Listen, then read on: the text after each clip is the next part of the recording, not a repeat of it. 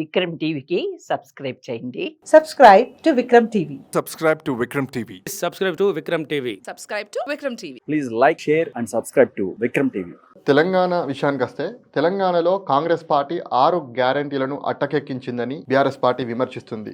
6 గ్యారంటీలను అటకెక్కించేందుకు Congress party diversion politics చేస్తుందని, ఒకసారి కాళేశ్వరం అని, ఒకసారి డ్రగ్స్ కేసు అని, ఒకసారి రేవ్ పార్టీలని, ఒకసారి లగచర్లని, ఇలాంటి అంశాలు తెరపైకి తీసుకొచ్చి కాంగ్రెస్ పార్టీ కాలయాపన చేస్తుందని బీఆర్ఎస్ పార్టీ విమర్శిస్తుంది. మీరు 10 సంవత్సరాల కాలంలో చేయని పనులు మేము 10 నెలల్లో పూర్తి చేసినాం.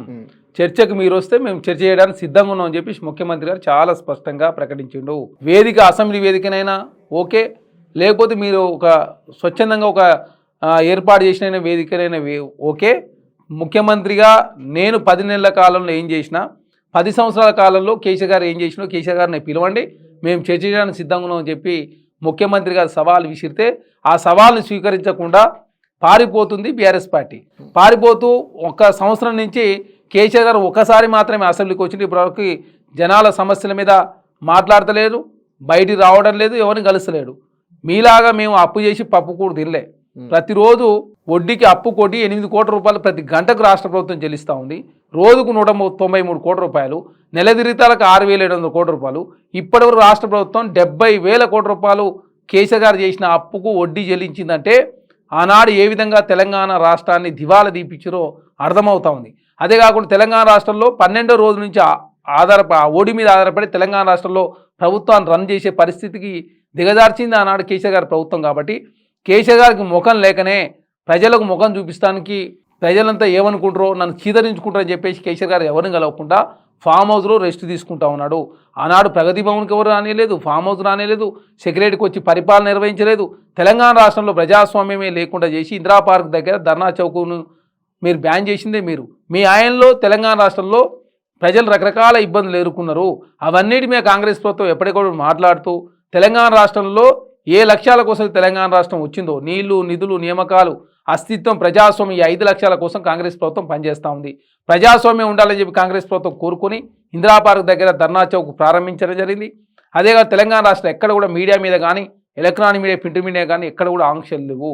అదేగా అస్తిత్వం అంటే తెలంగాణ అస్తిత్వం విషయంలో తెలంగాణ గీతం ఒకటి ఉండాలని చెప్పేసి భావించి 10 సంవత్సరాల కాలంలో కేసీఆర్ గారు తెలంగాణ గీతం కూడా ప్రకటించలేదు. కానీ అందశ్రీ గీతాన్ని తెలంగాణ గీతంగా ప్రకటించుకున్నాం. గద్దర్ గారి జయంతిని, వర్ధంతిని అధికారిక నిర్వహిస్తూ ఉన్నాం. గద్దర్ గారి పేరు మీద నందేవార్లు రాష్ట్ర ప్రభుత్వం ఇస్తూ ఉంది. సాకల ఐలమ్మ గారి పేరు మీద వీరనారి సాకల ఐలమ్మ ఉమెన్ యూనివర్సిటీ అని చెప్పి కోడిలో ఏర్పాటు చేసుకున్నాం. తెలంగాణ రాష్ట్రంలో స్కిల్ యూనివర్సిటీ ఏర్పాటైంది. తెలంగాణ రాష్ట్రంలో స్పోర్ట్స్ యూనివర్సిటీ ఏర్పాటైంది. తెలంగాణ రాష్ట్రంలో ఇంటిగ్రేటెడ్ క్యాంపస్ 30 ప్రారంభించింది 100 కోట్ల రూపాయలతోటి.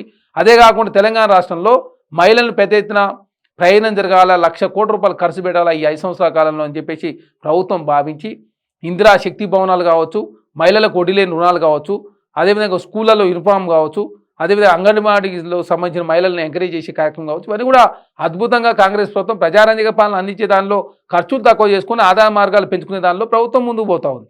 మేము చెప్పినటువంటి ప్రతి గ్యారెంటీ అమలు చేసే దానిలో కాంగ్రెస్ ప్రభుత్వం ముందుకు పోతుంది. ఇప్పటివరకు 130 గ్యారెంటీలు అమలు చేసినాం. వడ్డీ మాత్రమే మాఫ్ చేసింది ఆనాడు రైతులకు కేసీఆర్ గారి ప్రభుత్వం. 10 సంవత్సరాల కాలం పాటు అధికారంలో ఉండి 11,000 కోట్ల రూపాయలు మాఫీ చేసి దాదాపు 8,000 కోట్ల రూపాయలు ఎగ్గొట్టింది ఆనాడు బీఆర్ఎస్ ప్రభుత్వం. కానీ కాంగ్రెస్ ప్రభుత్వం వచ్చిన తక్షణమే 23 రోజులనే 18,000 కోట్ల రూపాయలు రుణమాఫీ చేసింది రాష్ట్ర ప్రభుత్వం. ఇంకా కొన్ని అంటే 3 లక్షలు 4 లక్షలు తీసుకున్న వాళ్ళకు కూడా 2 లక్షల వరకు మాఫీ చేయాలని చెప్పి ప్రభుత్వం భావించి మేనిఫెస్టోలో పెట్టిన విధంగా ఆల్రెడీ ప్రభుత్వం చెప్పింది అయిపోయింది. అయినా కూడా ఇంకా కొంతమంది చేద్దామని చెప్పి ప్రభుత్వం సదుద్దేశంతో 13,000 కోట్ల రూపాయలు రుణమాఫీ చేయడానికి కూడా ప్రభుత్వం సిద్ధమైంది. డిసెంబర్లో అది కూడా పూర్తి చేసే అవకాశం ఉంది. 500 రూపాయలకు గ్యాస్ సిలిండర్, 200 రూపాయలకు ఉచిత కరెంటు, అదే కాకుండా 10 లక్షల వరకు ఆరోగ్యశ్రీ, అదే కాకుండా తెలంగాణ రాష్ట్రంలో చెప్పిన ప్రతి హామీ నెరవేర్చే దానిలో కాంగ్రెస్ మహిళలకు 2,500 ఇవ్వలేదు, కళ్యాణ లక్ష్మి తులం బంగారం ఇవ్వలేదు, రైతు రుణమాఫీ కాలేదు, ఇలా చాలా ఉన్నాయి. ఇప్పుడు మాకు ఇచ్చింది 5 సంవత్సరాల కాలం టైం. మీరు 10 సంవత్సరాల కాలం ఉండి యాదవులు 2వ విడత గొర్రెలు ఇవ్వలే 1,200 కోట్ల రూపాయలు డీడీలు ఇప్పించుకున్నారు మీరు. అదే కాకుండా 7 లక్షల డబుల్ బెడ్రూమ్లు ఇస్తానని చెప్పేసి ఏదో తాత్కాలికంగా ప్రారంభించారు. 14 లక్షలు పోడు భూములు పంచుతానని చెప్పేసి ఏదో తాత్కాలిక ప్రారంభించి గిరిజనులు మోసం చేసింది మీరే. గిరిజనులో 12% రిజర్వేషన్ ఇస్తానని వారిని మోసం చేశారు. మైనార్టీలో 12% రిజర్వేషన్ ఇస్తానని చెప్పి వారిని మోసం చేశారు. దళితుని ముఖ్యమంత్రి చేస్తానని చెప్పి వారిని మోసం చేసిరు, దళిత 3 ఎకరాలు ఇస్తానని చెప్పి వారిని మోసం చేసిరు, దళిత ఉప ముఖ్యమంత్రి కారణం లేకుండా తొలగించింది మీరు. ఆనాడు ప్రజాస్వామ్యం లేకుండా చేసి ఇప్పుడేదో తెలంగాణ రాష్ట్రంలో కాంగ్రెస్ ప్రభుత్వం వచ్చి 10 సంవత్సర కాలంలోనే చాలా హామీలు 130 హామీలు నెరవేర్చిందంటే దేశంలో ఏ ప్రభుత్వం చేయని విధంగా. మీరు 420 హామీలు ఇచ్చారు, ప్రభుత్వం వచ్చిన 100 రోజుల్లోనే నెరవేరుస్తున్నారు. ఇక్కడ ఆ చేసే పనులను కూడా చేసే కార్యక్రమం జరుగుతూ ఉంది. ఆర్థిక పరిస్థితి బాగాలేదు, లోటు బడ్జెట్ ఉన్నది, 12 రోజే ఆర్బీఐ మీద ఆధారపడే పరిస్థితి, నెలస్థాయికి జాతీయ స్థాయిలో ప్రపంచవ్యాప్తంగా ఇన్ఫ్లేషన్ తోటి ఆదాయాలు పడిపోయిన సందర్భం. కాబట్టి తెలంగాణ రాష్ట్రంలో ప్రతి నెల 18,000 కోట్ల రూపాయలు రాష్ట్ర ప్రభుత్వానికి ఆదాయం వస్తే అందులో దాదాపు 13,000 కోట్ల రూపాయలు అప్పుల కొడ్డి పెన్షన్స్ పెన్షన్ ఉద్యోగుల జీతాలకే 15,000 కోట్ల రూపాయలు 13,000 కోట్ల రూపాయలు పోతా ఉంది దాదాపు.